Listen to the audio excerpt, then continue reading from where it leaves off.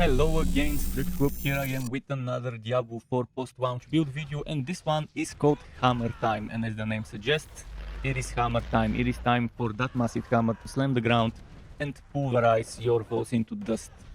Pardon me for using pulverize, maybe just grind your foes into dust is the right way to do it. In any case, Hammer of the Ancients is the centerpiece of this build. We are shining a big light on that skill that can do massive hits. But even though it can do massive hits, I still don't consider it fully S tier or S plus tier. It is S minus tier. Why? Because it takes a while to build up to those big massive overpower crits with that Hammer of the Ancients. Yes, you do a lot of damage, but you don't do it consistently. Like for example Whirlwind. That's why probably most people pick Whirlwind. That's why even when I tried Whirlwind, I was maybe not noticing as big crits, but I was noticing constant damage all the time. Regardless of that, the build is good enough. It's solid, it's amazing. And yeah, maybe S minus, but the minus is a minor difference between S and this, and it is something that I consider good enough for any type of content on any type of occasion. It is all about overpower. It is all about guaranteeing overpower with those two-handed burgeoning weapons, and it's all about building up certain stacks so we can maximize our damage output. I've taken various things, but in the end, for the final setup, I suggest one unique item with maybe two unique items, and the majority is important, necessary, legendary aspects. So I hope you enjoy the setup, buckle up, and let's go. As is the tradition, I would start with the skill trees. 1 point into bash, with enhanced, and combat bash. Combat bash is what we are relying on to get those core skill overpowers a lot, which means you would want to be doing as many bashes per second as possible, which is why I was using the rapid and accelerating aspects. And this is something many of you might not like, because it forces us into using two-handed burgeoning, and this one is also two-handed burgeoning. And if you look at our paragons, where we have every 10 weapon swaps, you guarantee an overpower. Well, to help with weapon swaps, I decided to at least take one skill that is with weapon swapping, in this case charge. Charge will be our weapon swapping skill, so that we don't use just two-handed burgeoning for our damaging skills. And charge has also added benefits of becoming unstoppable. So if you get crowd controlled, you could use charge and immediately stop being crowd controlled. It also helps with mobility and with a little bit of crowd control on the enemies, although don't get too excited about this. Yes, it pushes the enemies together with you, but very tight, very tight effect, the area of effect. It's just what is right straight in front of you. Doesn't do something like trample, for example. But trample does the opposite, knocks them away. But yeah, this one, the other good thing about it is it makes enemies vulnerable for 2 seconds. And yes, you can make enemies vulnerable with this, you can make enemies vulnerable with pressure point, and there is the exploit Paragon that you can use as well. What else you could use is Endless Fury. I definitely use it, and yeah, we want that Fury because this build is all about stacking maximum Fury, and the more your Fury, the more the damage, thanks to Furious Hammer of the Ancients. Obviously, you have this one with Enhanced Hammer of the Ancients to gain Fury for each enemy damaged, which is pretty solid. Then what you do have is Imposing Presence, Martial Vigor for that survivability, 1 point into Rallying Cry, upgraded for Strategic. I mean, many of you would prefer the Fury, but I think we want a little bit more survivability on the higher levels. Until you need the survivability, go for this, but since we are a 45 overpower build, overpower stacks, overpower gets boosted by the amount of life and fortify. That means we want to keep ourselves fortified, so we want to do this. But if you're struggling with the resource generations, swap to tactical and sacrifice this. Challenging Shout again, 1 point here, but you can get points from items, so there's that. It's good, it's damage reduction, it's maximum life, which again helps with overpower builds. And it also gives you Fury regeneration each time you take damage, which is solid. Then Booming Voice, because 2 shouts and not using Booming Voice would be silly. Then we have 3 point Speed Fighter, 3 points Slaying Strike to help with DPS a little, and this one even with the damage reduction. Moving on, I've experimented with all ultimates, and I would say pick whatever ultimate you like. But with the Paragon boards, the final board I selected is based on Berserking. So if you don't do the Berserking, you might want to switch from Carnage to a different Paragon board as the final one. This one is good. You keep getting Fury as Corlick keeps hitting stuff, so that's not so bad, and it's decent DPS. This one, it will help with weapon swapping, and it's good for AoE, a little bit of AoE trash clearing DPS. Not terrible at all, and again, it will help with overpowering more often, thanks to 3 quick weapon swaps as a result of this, and it's only 36 seconds cooldown, while this is 40, with my current cooldown reduction, obviously. And this one has the most cooldown of it. But again, you can get Berserker, you can increase the damage for every Fury spent, you can get extra movement speed and Fury generation, and it really helps with the DPS. And again, you can extend Berserking, and you can do a lot of things with Berserking, and it's just great. And then we have a little bit of extra maximum Fury here, and a little bit of, this last point is optional. You don't need to put it here, you can put it anywhere else you want, this 1 point. In fact, you could put it here if you want for an extra one. But I think it's a nice proc. Extra 3% healing for every 100 Fury spent. What we have here is 3 points heavy-handed, 3 points brute force, and keep in mind this one is multiplicative overpower, which is super good. You don't see it on paper, but it happens. And then concussion, 3 points, and only 1 point into WoW up, which again I just needed to unlock this one. And for the key passive, I would suggest Unbridled Rage. I think this is the major selling point of this setup. You could try all sorts of other stuff like Unconstrained, but it's not gonna be as good as Unbridled Rage. So that's gonna be it for the skills. For the unique items that I've selected for this build, I have to go and show you on my website and on my spreadsheet what exactly I have selected. So let's do that right now, so that you know, okay, he has selected this, he has selected that. There it is. Just give me a moment to sort the size, and then we can talk about it. So first of all, the Hurricane Crest is the one and only unique item I would recommend ideally to have, because it's better than a legendary helmet, and you get damage reduction, you get 2 to 4 ranks to all skills, but keep in mind the weight of this item is 1. The weight to drop if it's a unique is 1, where just to give you an example, a regular unique is 400,000 or 600,000. So this is, if a regular unique is 400 or 600,000, this is 1. To give you an idea of how difficult it is, and you need to be killing level 85 plus monsters to get this one. But it's maximum life, cooldown reduction, crafting material drop rate, very nice when you're doing hell types and all stats. Another alternative good thing with also the same drop chance, Melted Heart of Sally, it could work nicely because this is all about having more Fury. The more Fury you have, the more Fury Hammer of the Ancients will, and the more damage Hammer of the Ancients will do based on your maximum Fury, based on the current number of Fury you have at the moment. And obviously maximum resource is better. 30% extra maximum resource is nice. But it also drains resource for every 1% of life you would have lost, so 10% life would be between 30 and 80 maximum resource lost, which is a lot just for 10% life that you would have taken. Not sure how that works if it's barrier or fortify. Like if you get hit during a barrier, I'm assuming it won't trigger this because the barrier would prevent that maximum life lost and stuff. But again, this gives all stats, it gives core skill damage, it gives damage while healthy, and it gives resource generation. So maybe it will be enough, this resource generation, to make up for this. But I'm skeptical for that one, so I didn't include it as a must-have. Another extremely rare drop is the Grandfather.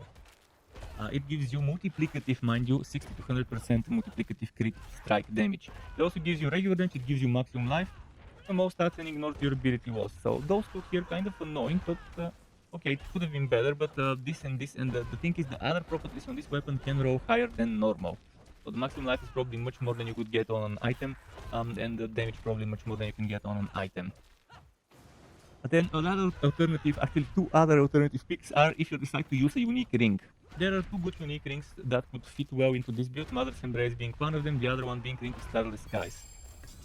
With Mother's Embrace, again, if a core Q hits 5 or more enemies, 20 to 40% of the resource is refunded. It has amazing crit chance, crit damage, overpower damage, and core skill damage. 4 amazingly nice things for our build.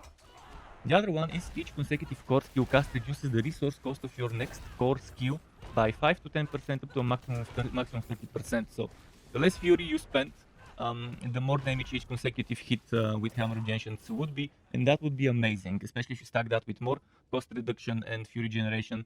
With the stuff, we have shitty things like all stats here. We do have stuff like core skill damage and damage to crowd controlled enemies that are not so bad. But I think the core skill damage is the only good thing about it. Maybe the wacky hit chance again, because we do have some wacky hits to rely upon. And that's it for the uniques.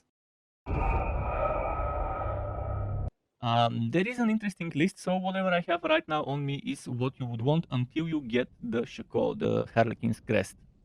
The Harlequin's Crest, once you get it, you would have to sacrifice one of the defensive aspects, which would be either the aspect of Might, which is basic skills grant damage reduction for up to 6 seconds, or you would have to sacrifice the Protector, which is damaging an elite, grants you a barrier absorbing up to X to Y damage for 10 seconds, so this can happen every 30 seconds. Both of them are good, especially on the higher levels, you would really want those. But you would have to sacrifice one of them because the legendary and the unique helmet is so good that it's tough to part with it. Another defensive aspect we have is Disobedience, it's on the pants. This one remains in any case. Now, the other aspects. Let's go with the resource aspects now. Echoing Fury and Bolt Chieftain, those aspects you want on your rings. Your shout, you generate Fury per second, 2 to 4, while active, and each shout, I'm assuming, does that separately, and since you have 2 shouts, it works amazingly well with that build. Bolt Chieftain, on the other hand, another thing that works with shout. Whenever you cast a shout, its cooldown is reduced by between 1.0 and 1.9 seconds per nearby enemy, up to a maximum of 6 seconds. So in the worst case of this row, you would need 6 enemies next to you. In the best case, you would need 4 to get those 6 seconds. So what I put in the amulet is accelerating for the 50% increase. Why not in the two-handed weapons? Well, I decided to put Earth Striker, so instead of up to 50%, it goes up to 100% multiplicative overpower. After swapping weapons 10 times, you get a guaranteed overpower, and it is multiplicative 60 to 100% instead of 30 to 50. The other two-handed weapon, I've put each point of Fury you generate while at maximum Fury grants your next core skill 2 to 4 increased damage up to 30 to 60. Otherwise, it would be 1 to 2, 15 to 30. So where do I suggest putting which aspect? I would suggest Limitless Rage instead of the hammer to go on the slashing one. Because if you get Grandfather, there are certain things I would like to do, which would be put Limitless Rage over here. Well, I guess it doesn't matter. But whichever you... actually, it does matter, because I would rather keep this in a two-hander, and I would be okay sacrificing this and putting it on the amulet, and then moving Accelerating to replace Expectant, and then Expectant gets removed. That's if you get a Grandfather. So put Limitless Rage in the Slashing, put Earth Striker in the Bludgeoning, unlike me. Rapid on one of the one-handed weapons, Expectant on the other, but again, if you get Grandfather, prepare to lose Expectant. On the boots, I have put Ghost Walker, but that's not what I would suggest. I would suggest Eluding. Eluding is the aspect I would suggest using on the boots for the build, because I think it would work best. But I mean, Ghost Walker is not so bad, but Eluding would be nice for that extra, just in case unstoppable every 40 to 20 seconds, depending on the row. And then that pretty much brings us to the Ancestral Force, which is on the gauntlets. I don't like putting this on a two-hander, because I think there's other things more worth putting on a two-hander. I'd rather do more damage on the main target and do up to 50% on the side targets with my Hammer of the Ancients. And this pretty much is it for the legendary aspects. I think if you have any questions, check my website or check the spreadsheet version. Hopefully everything was clear. For the sockets and gems, kind of like my Necro build, we are using rubies and we are using skulls. Rubies on the weapons for overpowered damage additive, and we are using rubies in the armor for maximum life. But damage reduction is good on the higher levels, so some of you might decide to go and put Sapphire for damage reduction while fortified, or even go Topaz for damage reduction while control impaired. In either case, it's not so bad in the armor, but I prefer maximum life because maximum life works well with overpower. The more your maximum life, the more the fortify, and the more the life and fortify, the more the overpower, if it makes sense.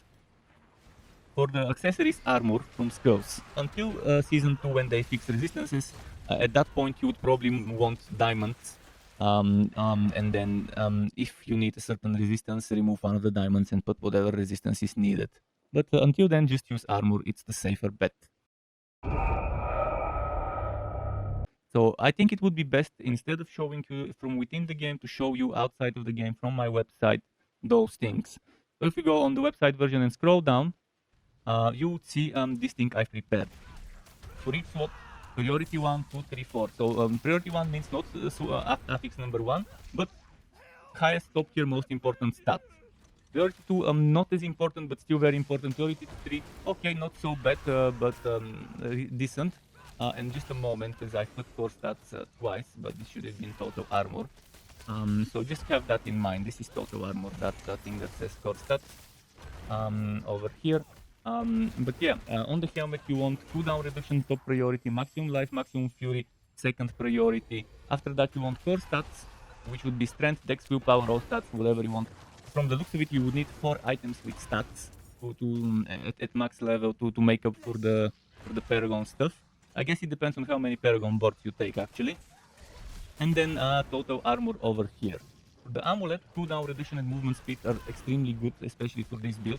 Maybe the movement speed some of you might not consider as important. I personally do, because with movement speed, with better mobility, without charge ready or something, you might end up avoiding a nasty AoE or crowd control. So the faster you are, the easier it is to avoid stuff. Maximum life, X ranks to all brawling skills. All brawling skills might be underwhelming because again, it's just charge. So maximum life should be maybe a higher priority, and then ranks to a passive that you like. As you can see earlier in the skills segment, I had 3 points to the No Mercy passive, which gives us increased crystal chance against immobilized stun or sword. It works okay. We have some stuns with this build due to being two-handed bludgeoning and bash and stuff. But another thing you could put there is damage with two-handed bludgeoning weapons. Then another priority would be regular X% damage without specifications. Then damage reduction from close or distant enemies or while injured. And priority number 4, maybe fury cost reduction. In fact, this might be bumped into priority 3. Another good thing is overpowered damage with two-handed bludgeoning weapons. Not as high numbers as regular overpowered damage rolls on weapons though. Chest, damage reduction from close or distant enemies and while fortified top priorities. I don't think there was well injured there. Injured was, I think, only on the boots. Then maximum life. Actually, while injured exists in the pants as well. So the solution while injured exists in the pants. I'll talk about that in a moment. Maximum life, second priority. X damage, second priority as well. And then after that comes core stats as viewers. And then after that stuff like physical damage, fortified generation, overpower damage with two-handed bludgeoning weapons for the chest. For the pants, the ranks of charge is not as bad if you think you need that extra cooldown.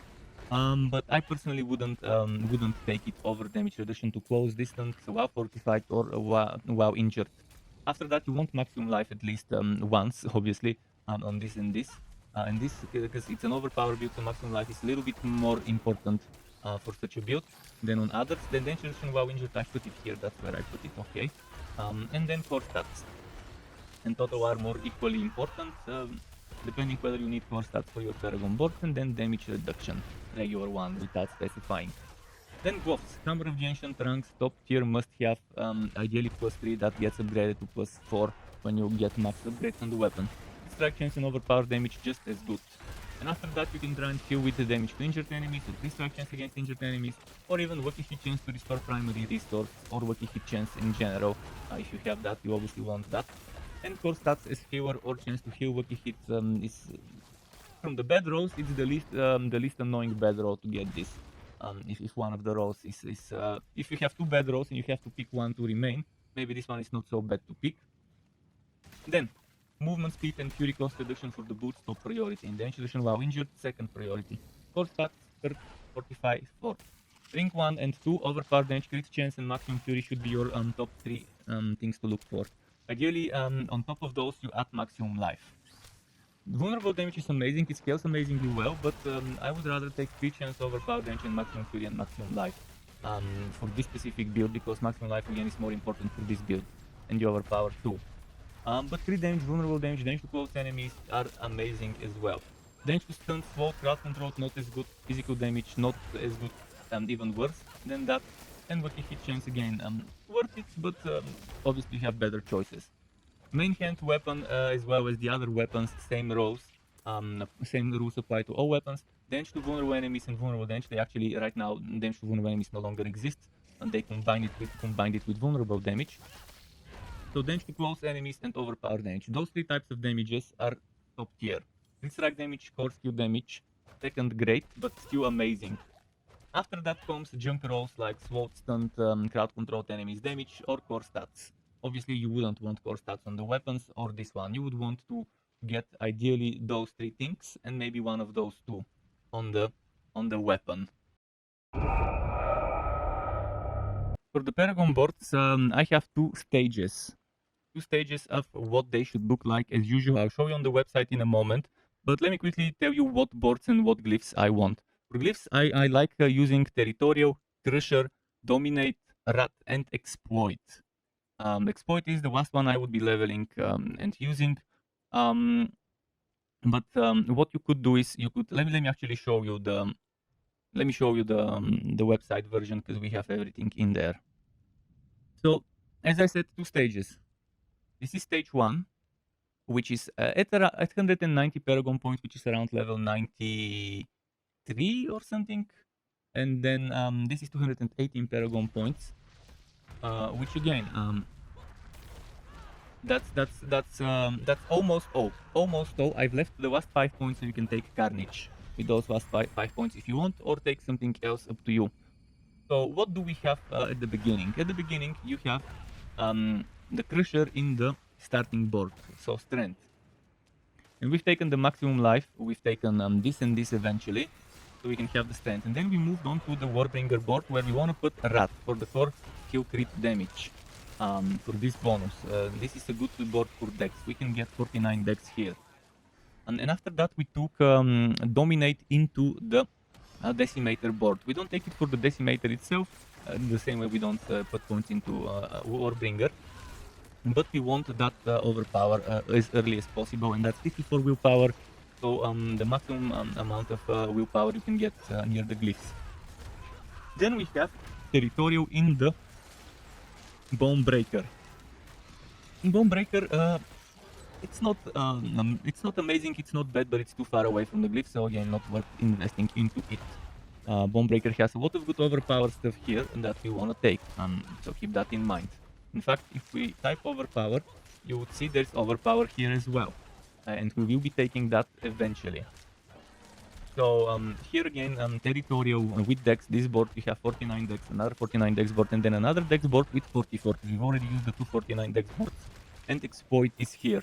Some of you might want to keep Exploit earlier and take Exploit before Territorial and put Exploit here. I would still suggest, if you do Exploit first, move Exploit here later and put Territorial here, because you would have better damage. This is 10% to close. This is only 4% to vulnerable.